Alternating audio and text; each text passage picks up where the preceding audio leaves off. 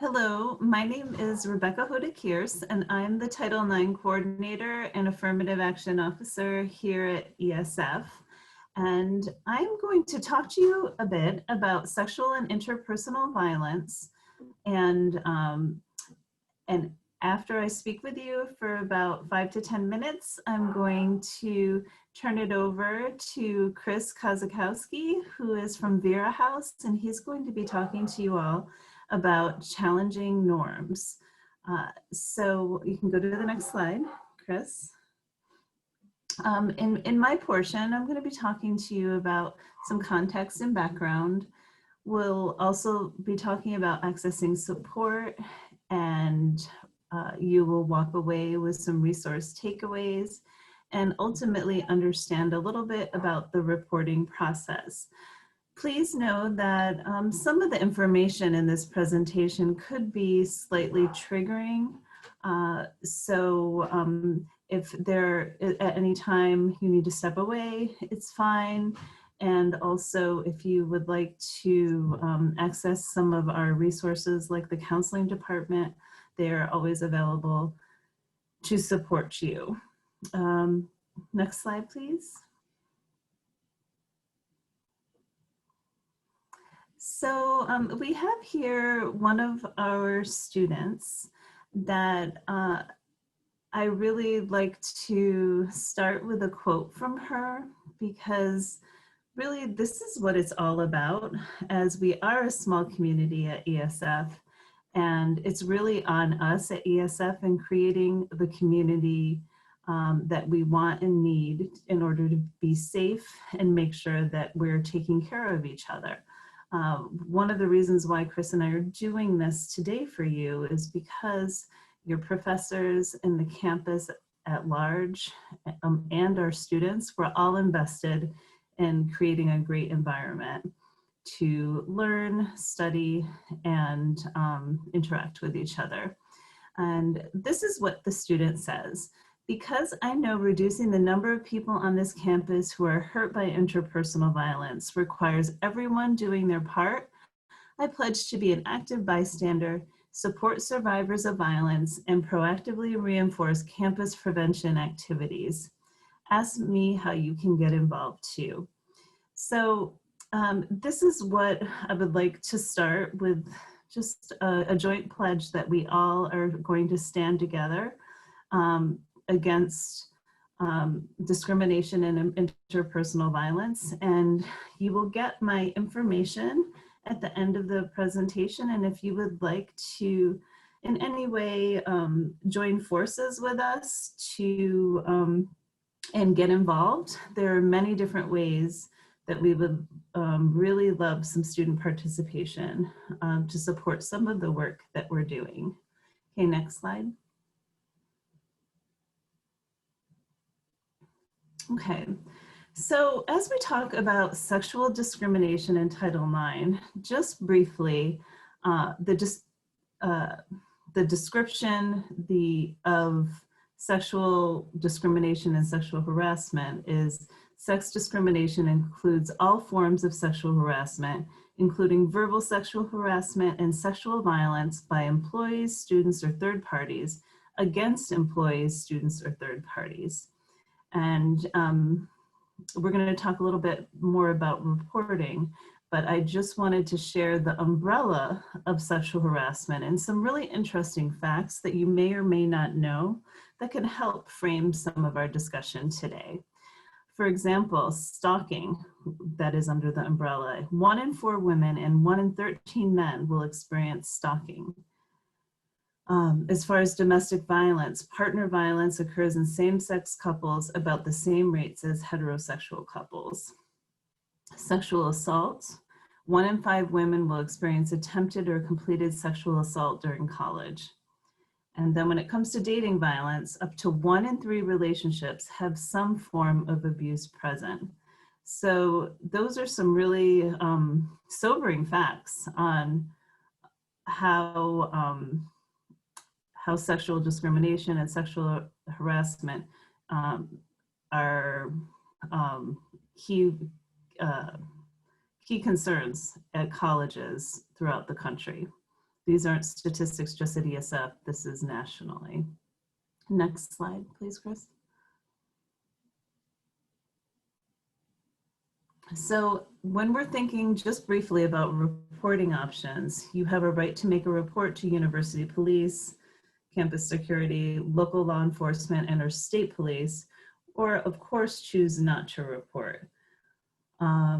Or you could report the incident to your institution, and you are also, you have a right to be protected by ESF from retaliation for reporting an incident, and to receive assistance and resources from your institution, ESF.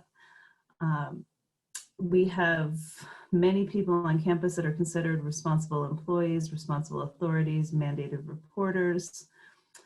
That is everyone on campus that is a full-time staff.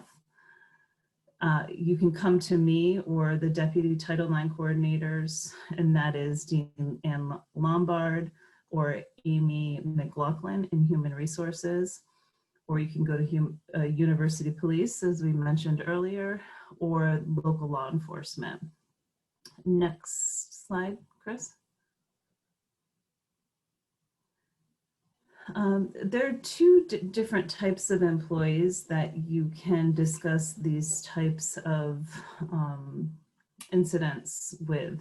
We have people that are considered privileged and also confidential. When we're talking about confidential, those are people that will not report crimes to law enforcement or college officials without permission, except for extreme circumstances such as health or safety emergencies. So examples of these individuals would be counseling professionals, mental health clinicians here at ESF, our counseling office, medical professionals if you go see your doctor, clergy, and advocacy centers. So an example of an advocacy center is Vera House, and Chris, who you will meet shortly, is an example of that individual. So when I'm done with my piece of the conversation, I will be exiting. So Chris has his time with all of you. Next slide. So when we talk about resources, we have numerous resources on campus to support you and give you an opportunity to very quickly access what you need. If you're in a crisis or if you know someone that is in crisis, there is an app that we have, and I encourage everyone to download that right now. And if you search on your phone, and this is Android and iPhone, I believe if you just search for ESF, you will see something come up, and it will look like this green block in the middle of the page. And this will give you access to Vera House. It'll give you access to medical care and other campus resources. So it'll be right at your fingertips. We also have something called the SUNY Saver, and you'll see these mirror clings throughout campus. And on the other side is some resources that can help you or someone in need get support and assistance. We also have a bias reporting system that could be either anonymous, or you can leave your personal information. And I receive those reports, and it's if there's ever any incident of bullying, harassment, intimidation that can affect a targeted individual or group, some degrading language, these are the types of things that you would want to put in a bias incident report. And every report is followed up on, and if you include your name and your information, I'll be able to contact you and we can have a discussion about what was submitted. If you would just like it to be a FYI, of course you can submit it anonymously and we won't be able to follow up, but it'll be something that'll be on our radar. Next slide, please. So just in summary, I wanted to let you all know that this is my email. If you have any questions, if there are any current concerns that you're having, you need clarity on what to do, please feel free to reach out to me. This is the easiest email. There's also a number of additional resources on the Title IX webpage, and I have my phone number and other contact information. But this is the easiest to remember, so this is why I'm putting this out there for you, title9@esf.edu. And I hope that you enjoy the next piece of our presentation, and I'm turning it right over to you, Chris. Thank you so much. Thanks, Rebecca. And that's title9ix@esf.edu. So thank you. So again, my name is Chris Kozakowski. I am an educator from Vera House. I'm going to be talking to you a little bit about some of the background that goes into issues of domestic and sexual violence. First, a little bit about me. Just in case you're new to campus or unfamiliar with the area, Vera House is Syracuse's local domestic and sexual violence agency. We provide all comprehensive services for victims and survivors. So we have a shelter program if you need a safe place to go temporarily. We have clinicians who are trained in trauma response to help those who have experienced sexual violence heal through that process. Most of my job is education with the campus project. It's to go around and talk to students, staff, and faculty on how they can make their campus communities a more safer and more supportive environment free of violence and abuse. But part of my job is also to act as an advocate. And what an advocate is a support person who can help students walk through any Title IX processes, walk through any court procedures, and really just learn about what their rights and their options are, and have some support along the process. With the campus project, we work with 9 schools and universities in the Syracuse area. And our work is funded through a state grant called Enough is Enough, which is working to look at all of the colleges in New York State and how they can combat sexual assault on campus. 3 of the big things that this bill did was give students a lot more rights in terms of the process. So one of the first things that it did was create a uniform definition of affirmative consent so that all college campuses have to be working under the same definition of consent.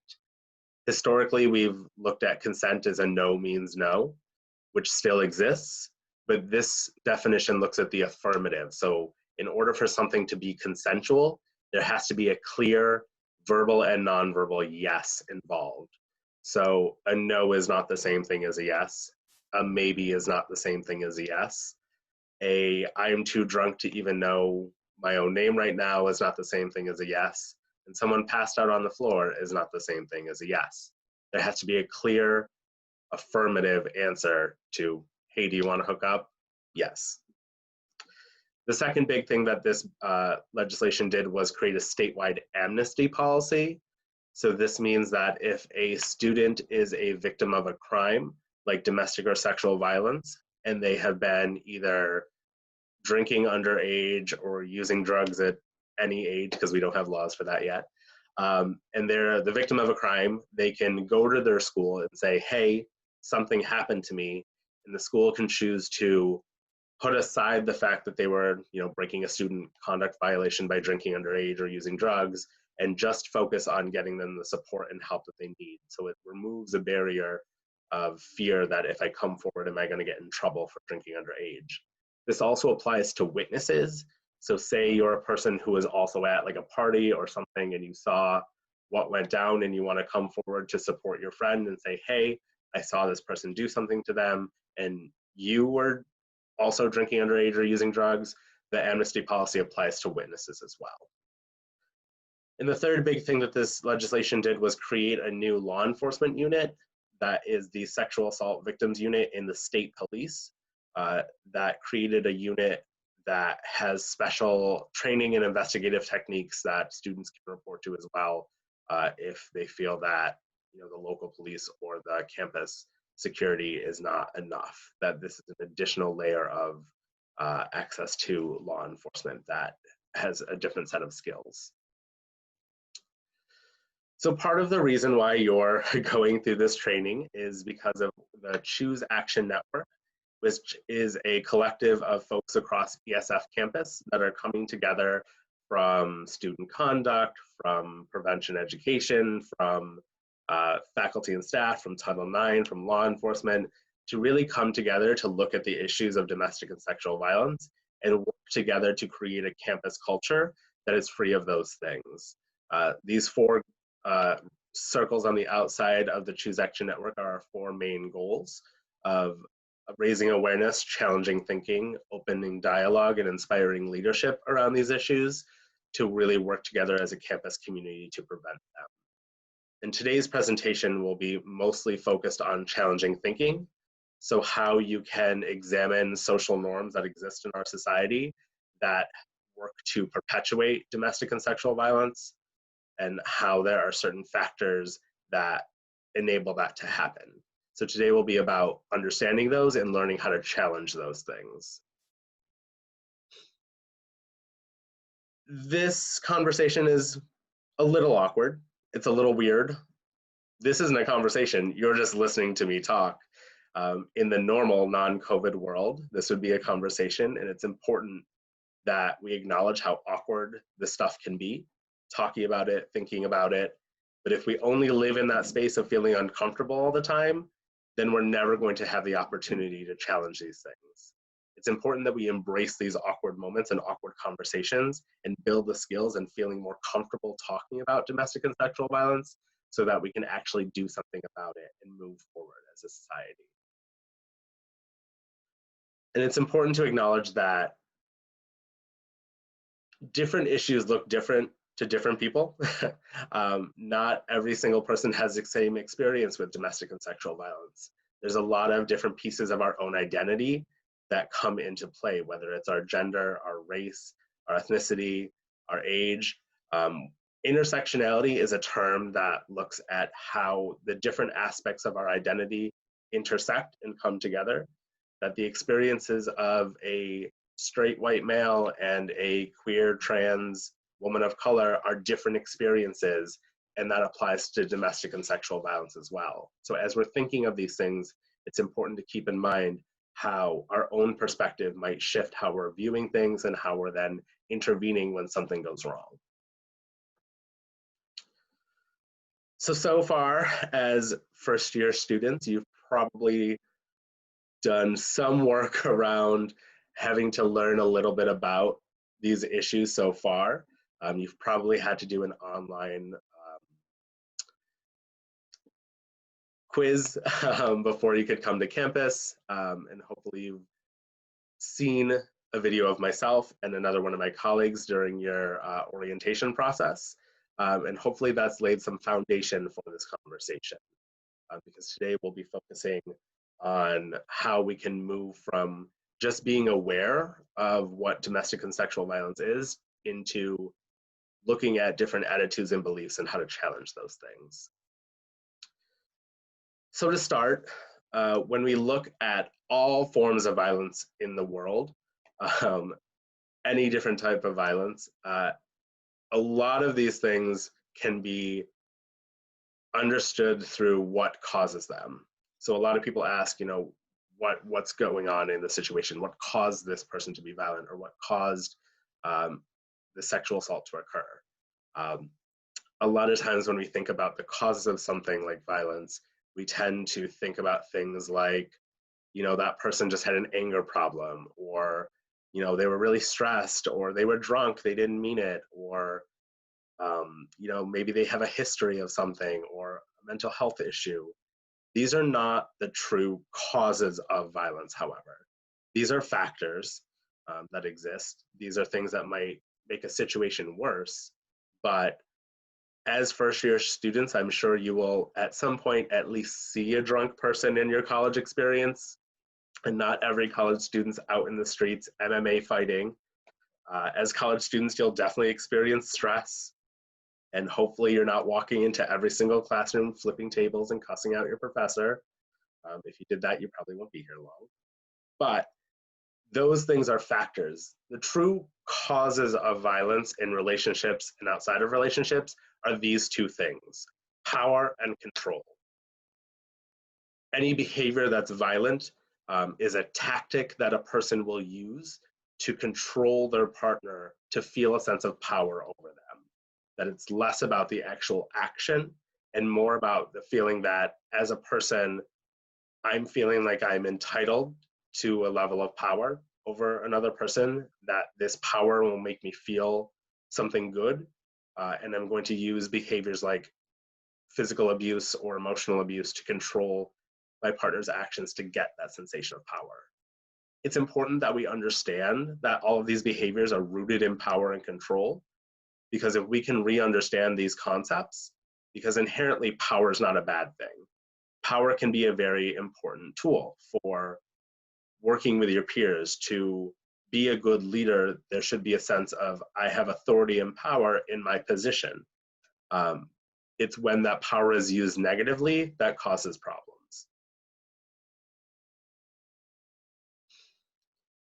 And how we understand what power is and what behaviors, like controlling behaviors, come to be are not things that we just are born knowing. There's a lot of things in our society that are social norms that exist. It's not a written book of, here's all the social norms that it takes to be a human being in the world. These are behaviors that as a group or as a society, we've just deemed to be, these are okay things. Social norms can exist in a lot of different ways if we look throughout our history. Social norms around, seatbelts in cars have not existed for forever. They're ones that we've created. Back in the day, you didn't have to wear a seatbelt when you were driving in your car, and subsequently a lot of people got into accidents and got hurt. Now, because there's been a lot of messaging around, it's important to do this, every time you get in the car, you don't even think, you just grab your seatbelt and put it on. Social norms around recycling have shifted and changed, that we used to just throw everything in a landfill, and arguably still do, but there have been efforts made to increase our utilization of recycling to kind of reduce the amount of waste that we're producing. Social norms around voting, who's allowed to vote, who counts as a human being, what types of people are we okay with being able to have the same rights as other people. These social norms didn't just happen overnight. It took a lot of work as a society to understand them, unpack them, and change them for the better. And change is good. Change can mean a lot of great progress for folks. There are things that we still need to do a lot of work around changing, but they're going to be changed all of the time, sometimes daily. It's important to understand that social norms, just because they exist, just because a lot of people are doing it or know about it, doesn't mean that it's right or it's okay. This connects to how we understand violence, because there are a lot of social norms that exist that support violence in relationships. The belief that it is a person's right to have sex with someone, that just because someone bought them a drink or a meal, they're entitled to sex just because they want something. The belief that violence is an answer to solve problems, that if I'm frustrated or if something isn't going my way, I can just act violently to solve that problem. If we believe that victims are to blame for things happening to them, that what they were wearing or drinking or not doing or doing, that has something to do with the fact that another person chose to act violently towards them, the more that we believe that, the more that we're perpetuating a lot of these social norms. And again, power and control, how we're understanding that in relationships, who gets to make the decisions, who gets to, exude their power over the other person, are important things to think about and remember. And another big social norm that exists is how we're understanding gender and gender roles in relationships. If we're having very rigid expectations of who's supposed to do what in a relationship, or who's supposed to do what based on what we perceive their gender to be, this also leads to a lot of tension and conflict in relationships. And we're going to take a look at that a little bit more in depth right now. And it's important for us to unpack these social norms because they do have an ultimate final result to violence if they're left unchecked. When we're thinking about being an empowered bystander and creating a campus community that's free of violence and ultimately the most amazing and successful campus in the world that ESF can be, it's important that we understand that physical expressions of violence are the result of other things. At our foundation as a human being, at the bottom of this pyramid here, is our attitudes and beliefs. What we believe to be true, what we understand, influences the things that we say and ultimately the things that we do.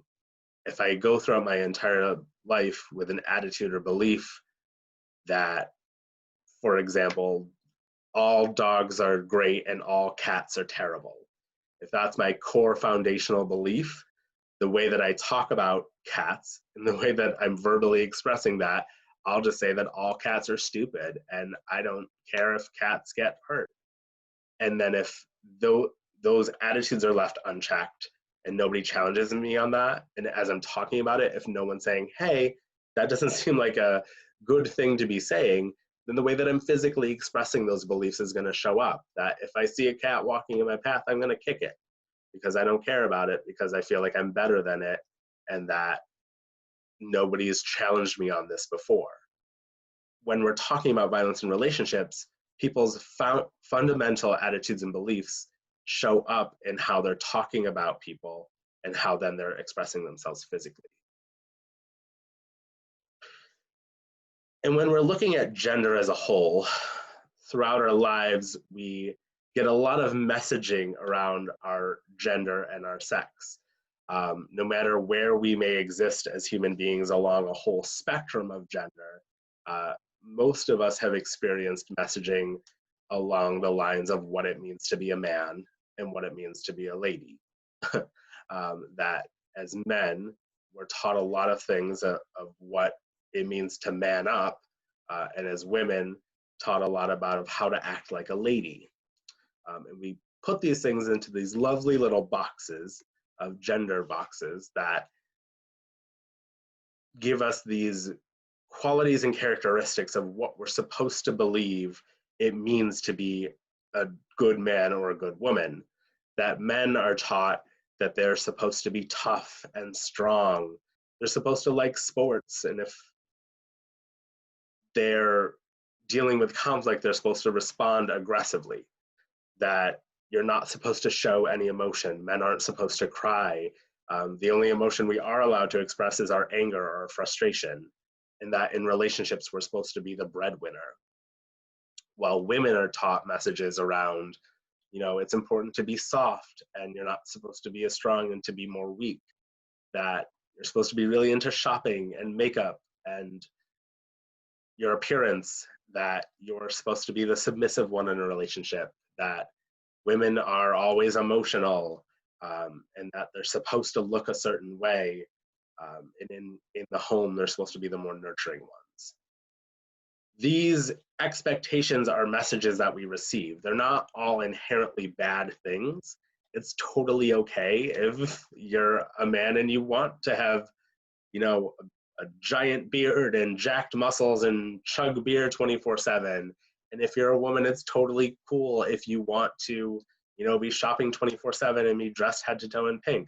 Those are totally fine things. Those aren't bad on the surface. When it becomes a problem is when we put these expectations on every single person and say that any straying from this box, any straying from this norm is a problem. Because when things are problems, we tend to then respond in a way to put things back to where we like them. So when folks are acting outside of these norms, when it becomes a problem, we tend to have a lot of terms and words for putting people back in these boxes. That for men, if they're acting outside of this very small box of what it means to be a man, they get called things like a bitch or gay or a sissy. And for women, if they're not acting in the ways that we want them to do, if they're, hooking up with too many people, that they're a slut, and if they're not hooking up at all, then they're a prude. If they're showing any masculine traits, they're obviously a lesbian. These are social norms that get perpetuated by our society to push people back into this tiny little box. The problem with this is that for men, all of the negative terms that they get called when they're not acting within this norm all can be boiled down to femininity. That the worst thing you can be equated to as a man is a woman. And where that then becomes a problem is, what is that saying about the power difference between men and women? That if the best thing you can be is the most hyper-masculine version of yourself, and the worst thing that you can be is any form of femininity, it's inherently saying that there's an entitlement of power of men over women.